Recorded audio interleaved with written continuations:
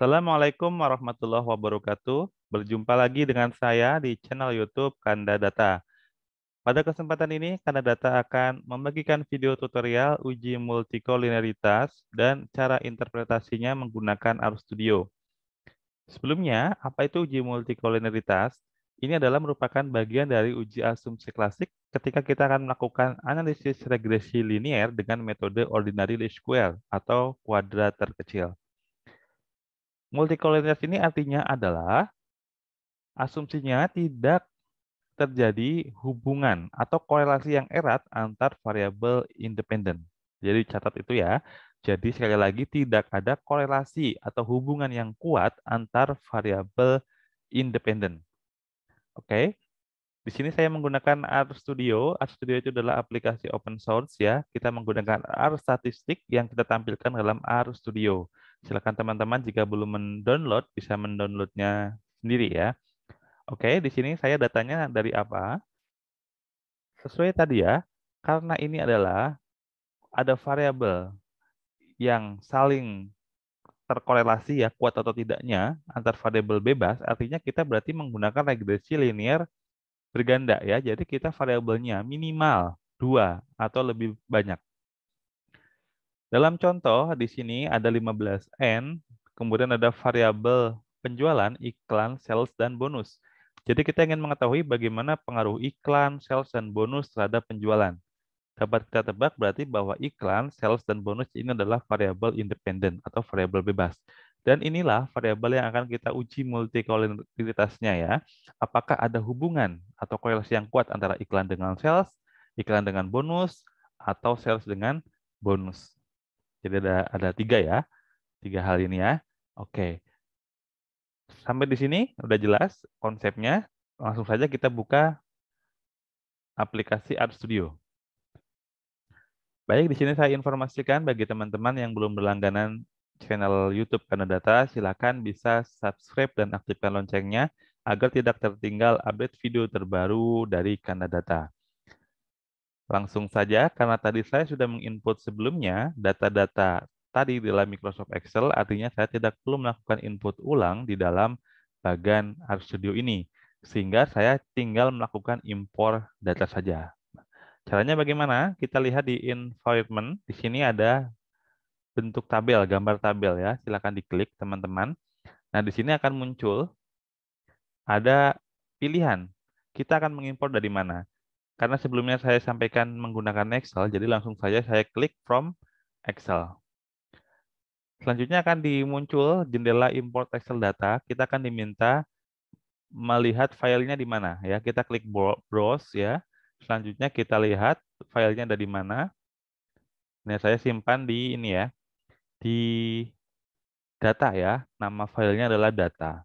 Saya klik open. Kemudian dari aplikasi RStudio ini akan muncul preview. Preview data yang tadi kita impor. Kita bisa cek ya, N-nya ada 15, oke. Kemudian variabelnya adalah penjualan, iklan, sales, dan bonus. Artinya ini sudah tepat. Kalau sudah tepat, kita langsung saja klik import. Ya. Setelah kita berhasil mengklik import, nanti di bagian sini ada terlihat variabel-variabel time series tribulanannya, kemudian variabel penjualan, variabel iklan, sales, dan bonus.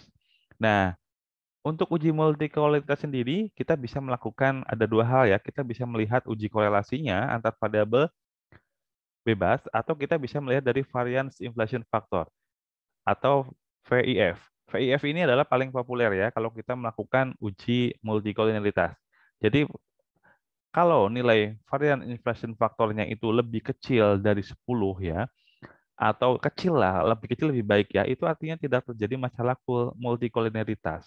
Sebaliknya, jika nilai variance inflation factor ini lebih besar dari 10 atau bahkan lebih besar, ini artinya terjadi masalah multikoleritas. Semakin besar nilai variance inflation factor, ini menunjukkan bahwa semakin kuat korelasi antar variabel bebas, sehingga ini akan menjadi masalah kalau kita ingin menghasilkan estimasi regresi linear berganda yang konsisten dan tidak bias. Makanya kita harus bebas dari masalah multikolinearitas. Oke, langsung saja caranya bagaimana? Caranya, kalau kita ingin memunculkan nilai variance inflation factor, kita perlu melakukan analisis regresi dulu ya. Caranya bagaimana? Saya tuliskan nama modelnya adalah model reg ya. Saya berikan nama ini. Kemudian kita berikan tanda pemisah, spasi, ketik LM, buka kurung. Saya ketikkan data. Ini data kenapa? Karena di sini namanya adalah data ya, nama dari filenya ya. Kemudian saya munculkan tanda dolar untuk bisa memilih variabel. Saya masukkan variabel dependent-nya, yaitu penjualan. Kemudian saya berikan tanda ini ya, seperti huruf ini ya.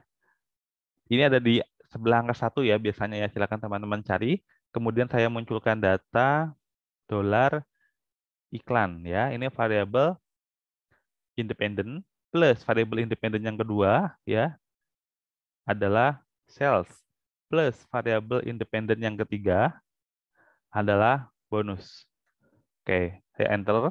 Selanjutnya saya akan memanggil ya summary ya, buka kurung. Ini nama modelnya adalah model reg ya, enter. Enter. Ini gagal, saya coba lagi. Summary, spasi, model reg. Coba ya. Nah, tadi salah spasi ya. Ini akan muncul ya. Sudah kita muncul. Ini hasil dari analisis regresi linear berganda ya. Kita lihat bahwa di sini untuk variabel sales dan bonus ini signifikan ya. Karena P-value-nya lebih kecil dari 5%. Sedangkan data iklan ini tidak signifikan terhadap penjualan. Nah, kemudian kita lihat di sini cara memunculkan dari varian inflation faktornya bagaimana. Caranya adalah kita bisa eh, ketik library dulu, ya memunculkan kalau barangkali library card-nya belum muncul ya. Nah, ini coba. Nah, loading ya. Kemudian kita ketikkan varian inflation factor ya, kita singkat VIF. Kemudian menggunakan apa? Model yang regresi tadi ya, model reg. Nah, ini ya, model reg ya. Oke. Model reg nih ya. Oke, enter. Nah, ini dia. Ya, jadi nilai variance inflation factor yang iklan adalah 8,341, lebih kecil dari 10. Sales adalah 3,61, lebih kecil dari 10, dan bonus adalah 5,82, lebih kecil dari 10. Artinya, dari variabel bebas yang kita gunakan baik iklan, sales, dan bonus ini, artinya tidak terjadi masalah multikolonialitas karena nilai variance inflation faktornya adalah lebih kecil dari 10. Ya. Nah, ini berarti sudah oke ya, tidak ada masalah, tidak ada korelasi yang kuat antara variabel bebas dengan hasil tadi ini ya, yang signifikan 2 dari 3 variabel terhadap variabel dependent. Oke, sampai di sini moga-moga teman-teman sudah jelas dan bisa melakukan analisis multikolinialitas sendiri menggunakan RStudio. Ternyata kalau kita bisa mau belajar, tidak susah juga ya. Oke, demikian video kita kali ini. Semoga bermanfaat dan memberikan wawasan pengetahuan untuk kita semuanya. Bagi teman-teman yang membutuhkan, silakan share sebanyak-banyaknya video ini jika bermanfaat dan juga like, subscribe juga ya. Sampai jumpa di video berikutnya. Salam sehat selalu. Jika ada pertanyaan bisa tinggalkan di komentar. Pamit dulu. Assalamualaikum warahmatullahi wabarakatuh.